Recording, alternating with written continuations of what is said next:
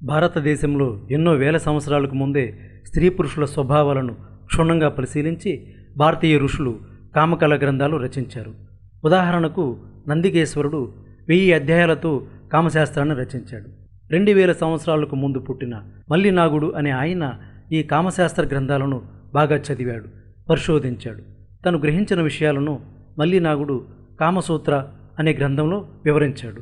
ఈయన వంశం పేరు వాత్సాయన. అందువల్ల ఈ గ్రంథం వాత్సాయన కామసూత్రగా ప్రసిద్ధమైంది. ఆ కాలంలో ఉన్న స్త్రీలను బాగా పరిశీలించి వాత్సాయన ఋషి స్త్రీలు 4 రకాలుగా ఉంటారని చెప్పాడు. ఏ స్త్రీ అయినా ఈ 4 జాతుల్లో ఏదో ఒక రకానికి చెందుతుందని ఆయన వివరించాడు. ఆ 4 స్త్రీ జాతులు ఏవంటే పద్మిని, చిత్రిణి, శంకిని, హస్తిని. ఈ 4 జాతుల్లో ఉత్తమమైనది పద్మిని జాతి స్త్రీ. పద్మిని జాతి స్త్రీలు చాలా అరుదు. వివాహం చేసుకోవాలన్నా ప్రేమించాలన్నా పద్మిని స్త్రీని ఏరి కోరి వెతికి చేపట్టాలని మరీ చెప్పాడు వాత్సాయనుడు. కొక్కోకుడు రాసిన రతిరహస్యం, కళ్యాణమల్లుడు రాసిన అనంగరంగ గ్రంథాలు కూడా ఇది నిజం అని చెప్పాయి. అయితే ఒక స్త్రీ పద్మిని జాతికి చెందినదా లేదా ఎలా తెలుసుకోవడం? అందుకు సమాధానంగా వాత్సాయనుడు పద్మిని స్త్రీకి ఎలాంటి లక్షణాలు ఉంటాయో వివరించాడు. అన్నిటికంటే ప్రధానమైనది వాసన. ప్రతి స్త్రీకి తనకంటూ ఒక ప్రత్యేక శరీర గంధం ఉంటుంది.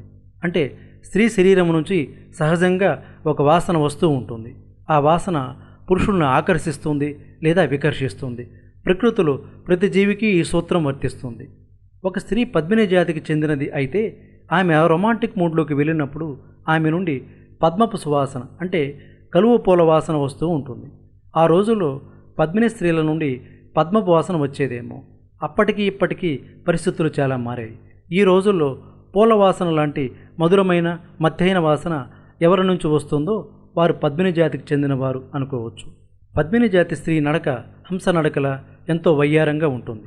ఆ రోజుల్లో హంసలు ఉండేవేమో కానీ ఈ రోజుల్లో హంసలు లేవని పెద్దలు చెప్తుంటారు. హంసలే లేనప్పుడు హంస నడక ఎలా తెలుస్తుంది? వాత్సాయనుడు ఉద్దేశం ఏమిటంటే ఏ స్త్రీ నడుస్తుంటే చూసేవారి మనసు మత్తెక్కిపోతుందో, ఏ స్త్రీ నడుస్తుంటే చూస్తూనే ఉండిపోవాలని కళ్ళు తహతహలాడతాయో ఆ స్త్రీ పద్మిని జాతి స్త్రీ అయి ఉంటుంది. ఈమె దేవగణానికి చెందిన స్త్రీ అయి ఉంటుంది.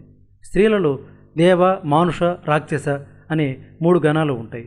దేవగణానికి చెందిన స్త్రీని వివాహం చేసుకుంటే ఆమె భర్తకు ఎంతో అదృష్టాన్ని తెస్తుంది. ఈమెకు పగటిపూట శృంగారం ఇష్టం. ముఖ్యంగా తెల్లవారుజామున శృంగారాన్ని బాగా ఇష్టపడుతుంది. పున్నమ రాత్రిళ్ళు ఈమెకు కోరికలు ఎక్కువ అవుతాయి. ఈమెకు పాంచాల జాతి పురుషుడు బాగా నచ్చుతాడు. పద్మిని జాతి స్త్రీ శరీర లక్షణాలు చూస్తే ప్రత్యేకమైనవి 2 ఉంటాయి. నడుమ మీద నాభి దగ్గర 3 ముడతలు ఉంటాయి. తొడల మీద తేనె రంగు పుట్టుమచ్చ ఉంటుంది. అందచందాల విషయానికి వస్తే కావ్యాల్లో కవులు వర్ణించిన కథానాయకులా ఉంటుంది. అందానికి అప్సరసేమో అనిపించేలా ఉంటుంది. ఈమె మాటలు మధురంగా మనసుకు ఆహ్లాదం కలిగించేలా ఉంటాయి. ఈమెకు తెల్లని దుస్తులు, రత్నాలతో చేసిన నగలు అంటే ఇష్టం. పద్మిని స్త్రీ మంచి మనసు, చక్కని ప్రవర్తన కలిగి ఉంటుంది. అబద్ధం ఆడదు. సాధారణంగా కోపం రాదు. పెద్దలను బాగా గౌరవిస్తుంది. ఈమె ఆహారం తక్కువగా తీసుకుంటుంది. తీపి పదార్థాలు అంటే ఇష్టం. ఈమెకు పురాణాలు, శాస్త్రాలు, సంగీతం, సాహిత్యం వంటి కళలు అంటే మక్కువ. పద్మిని జాతికి చెందిన స్త్రీ భారీగా దొరికితే మగాడికి భూమిలోనే స్వర్గం లభిస్తుంది. అయితే ఆ రోజుల్లోనే పద్మిని జాతి స్త్రీలు అరుదుగా ఉండేవారట. మరి ఈ రోజుల్లో పద్మిని జాతి స్త్రీలు దొరకడం ఇంకా కష్టం. దొరికితే మాత్రం పురుషుడికి ప్రతిరోజు పండగే.